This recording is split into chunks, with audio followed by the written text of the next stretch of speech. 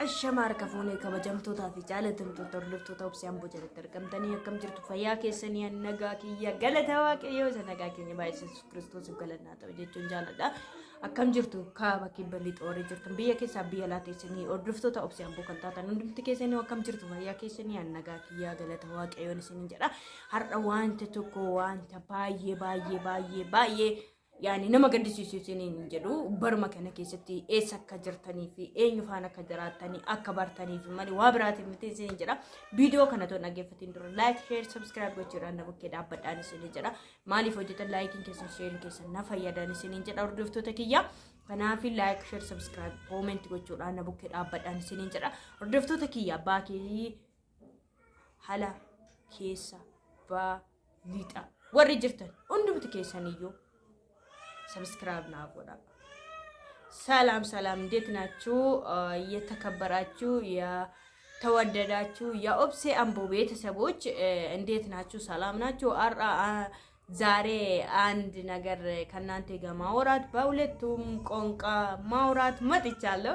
አማርኛ ፈቂየቱማ ኢንኮንፊደንስ ሲዲጀራ አማርኛ ብዙ ነው ባይ ሳትገሩ asau safi inka bugechoda kanafi ordoftoota kiyya undumti keessaniyyuu warri nafaan kiyya dhageessanii akkam jirtu fayyaa keessanii ani nagaa kiyya galata waaqayyo deefama garuu gaa sagaleen daa'imaa yoo sin jeeqee am sorry maaliif hojjettanii warra ollaatu waan ta'eef jimmee jechuu hin danda'u sagaleen daa'imaa baay'ee jira maybe yoo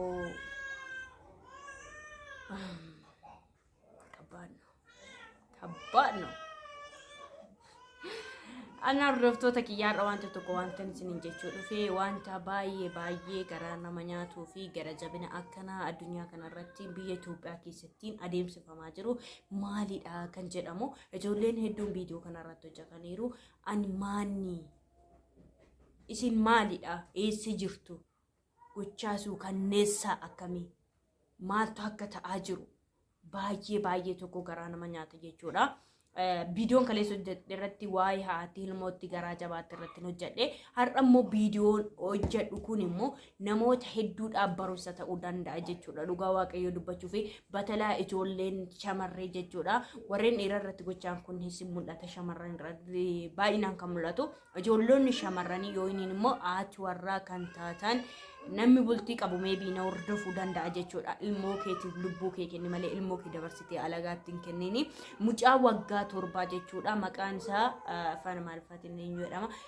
viidiyoo afaan amaariffaatiin poolisiin finfinnee baasirratti magaalaa finfinnee keessattiin ilmoon isaan argatanii ilmoon lubbuu isaa balleessan kun waggaa 7 haati waggaa hedduudhaaf waan rakkattee amma waggaa 7 geessiste kuni haati kuni ilmoo kan halarratti namichi kun kan argate jechuudha yeroo isin jedhu namni dogoggora namni kan dogoggora hin jiru jechuudha kanaaf beeyesuus maaloo kaasamutti yaamatti na ta'e ilmoo kana amma waggaa 6 fi ji'a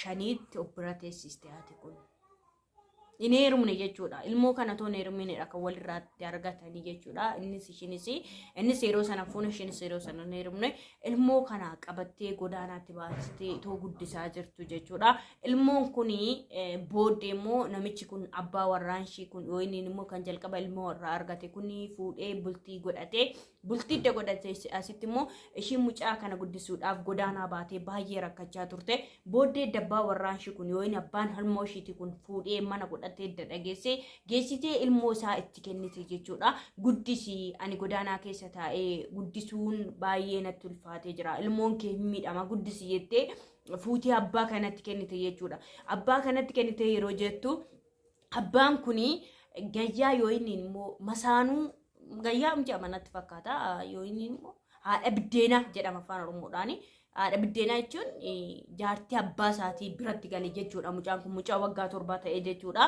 haati jalqaba rakkattee baay'ee kunuunsitee guddisaa turte ilmoo kana ofii ishiitiif waa rakkattu malee lubbuu isaa baraarteetti du'arraa jechuudha garuu idda geessitee abbaa warraatti kennitee abbaa ilmoo didda kennitee booddee mucaa kana otoo reebanuu ishiinis innis taraatti darbana otoo reebanuu amma fincaan qabachuu dadhabetti jira jedhama. Mucaan kun akka poolisiin Finfinnee baasetti jechuudha. Amma fincaan qabachuu dadhabutti ga'e mucaan kun jedhama. Too reebamu jechuudha. Bobbaa qabachuu dadhabe garuu isarraa nuu hin dhimne bobbaa qabachuu yeroo dadhabuyyuu itti fufanii reebu otoo itti reebanuu mucaa kana suura isaa sirriin maxxansaati irratti otoo reebanuu qaama isaa hunduu hedduu miidhaniiru. Mucaa waggaa 7 jechuudha jooko. Ilmoon namni reebbata akkaataa qaba akkaataan ilmootti reeban namni kamiyyuu dhala isaa reeba. Isa huume soo ta'e isa hirgatu soo ta'e namni ilmoo torreebin guddisuu hin jiru. Maaliif hojjettanii reebamuun dirqama jechuu kiyya miti. Ilmoon hin dogoggortii hin balleessiti toon beekin balleessiti akka ishiin sirrooftuuf rukutuun hin jira jechuudha. Namni kamiyyuu jechuudha warreen baadiyyaatti dhalanii warreen katamaattis namni kamiyyuu nogwee namni rukutamee too guddatee hin jira jedhee yaadan darbee meebii yoo ta'e nalatti. Kanaafi mucaa kana too taraatti darbanuu reebanuu bobbaa qabachuu amma dadhabirraan ga'e jechuudha mucaa kana. Mucaan kun isaanuu hin tarree guyyaa gaafa tokko otoo reebanuu dheengadda galgala jechuudha. Osoo reebanuu mucaan kun harkatti laafee yeroo mana yaalaatiin gahanii otoo mana yaalaan ga'e lubbuun mucaa kanaa darbitee jechuudha. Taraatti darbanii gayye haati biddeenaa fi abbaan huume itoo reebanuu mucaan kun lubbuun isaa darbee jechuudha. Kan lubbuun darburratti otoo isan ta'in warri kun hospitaalaan gahanii saaxinii reenfaa binnee dhumne jedhanii mucaa kana reenfasaa hospitaala keessatti gatanii badanii jechuudha. Haati garaan haadha dhaltee itti wanti barandaa namaarratti kadhattee waggaa amma kanaa guddisse mucaan kiyya jireenya fooyya'aanaaf jiraate jettee kan abbaatti gashite lubbuudhaan addunyaa kanarraa dhabdee jirti jechuudha. Waan kana caala wanti nama gaddisiisu jira jedhee yaadu gonkumaa dhugaa dubbachuu fi ganaa mucaan kun booddee Indu'e jechuudha. Kan du'e irratti gatanii baqachuun isaaniis immoo isaan hin milkeessine. Warreen nama gargaaran hospitaala keessaa doktoroonni garaagaraa namicha jarreen kana shakkanii mucaan qaama isaarraa madaa baay'ee waan qabuuf reebichaan lubbuun isaa akka darbite shakkanii jarreen kun hordoffii fi gargaarsaan poolisootaatiin qabamanii jiru jechuudha.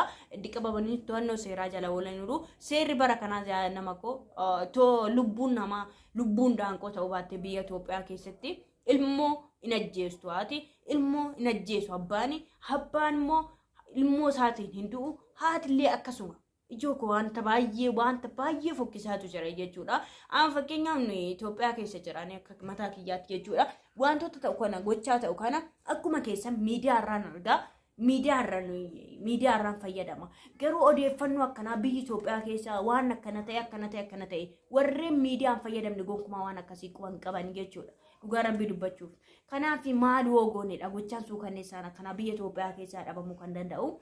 Maaliif dhalli namaa akkas garaa walitti jabaate jettanii yaaddu meesin amma bara isaati moo nama isaati moo maali jettanii yaaddu. Inna kanaaf obboloota kiyyaa waaqayyoo balaa akka tasaasinaa ooshuun isin jedha. Asumaan immoo mucayyoo Arsii lixaa kan taate boolee ispoortii wanti keessatti jechuudha. Saawudi Arabiyaa keessatti biyya ishii galuudhaaf taraa qabattee too jettu lubbuu ishii darbee jedhama. Waaqayyo waan hundumaa sin dhoowwe nagaadhaan deebisee biyya keessatti sinaa galchuu obboloota kiyya. Nagaadhaan baanii nagaan galuu waan hundarra caala. Haati ishii ilmoo kiyya boru naa dhufte jettee abdiidhaan waggaa hedduu eeddii kan turte yeroo reenfi ishii fe'amee bakka ishiin galtu baay'ee saayikoo namaa miidha jechuudha. Dhugaa waaqayyo omaayyuu harkaa dhaba birris dhaba maalis dhaba.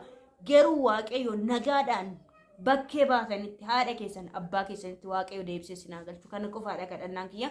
Wanti isin kadhachuu qabdanis maallaqaa fi qabeenya otoo hin ta'in nagaadhaan gara biyya keessanitti deebitanii galuu waaqayyoon kadhadha. Mucayyoon kun amma qophooftee akkuma nama kamiittuu mucayyoo kana maal akka ajjeese hin beeknu maaliin akka duute namni beeku hin jiru. Rakkoo ishee hin jiru. Jarreen sun hin galti jedhanii tikkeetti kutanii fi gaggeessanii deebi'aniiru. Garuu ishiin teessee too aeroopileenii eeggachaa jirtu lubbuu ishii nafamte jechuudha. Waaqayyo akka tasaasinaa ooshu. Kanaaf obboloota kiyya hundumarra caalayyuu nagaadhaan baatanii nagaadhaan galuu waaqayyoon kadhadhaan isiniin jedha. Ani immoo viidiyoon kiyya kanumaadha.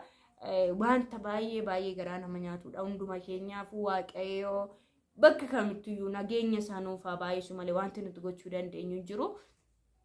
Kanaaf viidiyoon hojjedhu keessatti dogoggorroo jiraate ta'e dhiifama naa godhaan isiniin jedha. Bakka jirtanitti nagaa fi ayyaanni araarra waaqayyo isiniif haa baay'atu.